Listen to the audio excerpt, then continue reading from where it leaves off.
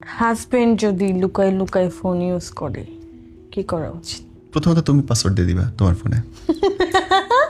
হ্যাঁ, ইয়েস 100% করা password. Second হচ্ছে তুমি তাকে কিচ্ছু জিজ্ঞেস করবে না, নাথিং, হাওয়ায় দেখবাই না যে সে ফোনে ফোনে গল্প করতেছে। সে যখনই দেখবে ফোনে গল্প করতেছে, তুমি গিয়ে কাউরে ফোন দাও, দরজা বন্ধ করে নানান রকম শব্দ করো। এরপর তাই বেশ জ্বালা লাগবে। পুরুষ মানুষ সব সহ্য করতে পারে, নিজের বউ অন্য কোনো হয় না, না না না না না সহ্য হবে না। তখন আসবে, তখন চিল্লাবে, কার সাথে কথা বলতেছিলা?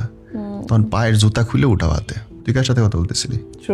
আমার ব্যবসায়ী পার্টনারদের সাথে। দেখা কথা বললে লাউড স্পিকারে কথা বলে আমার সামনে। করিম চাচা বলে কার নাম সেভ করে তোর?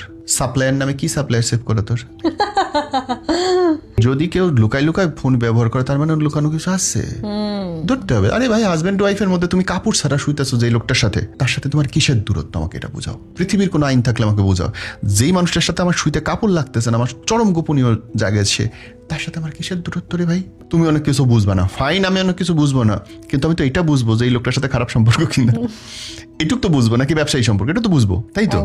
আমার বোঝার দরকার নেই যে সে ছেলে মেয়ে হিজড়া, কিন্তু এটা তো বুঝবো যে মেয়েটার সাথে কথা বলতে, যে ছেলেটার সাথে কথা বলতেছে, এটা সঠিক হইতে আছে। যারা লুকায় কথা বলে তাদের সাথে এই স্টেটমেন্ট মারতে হবে।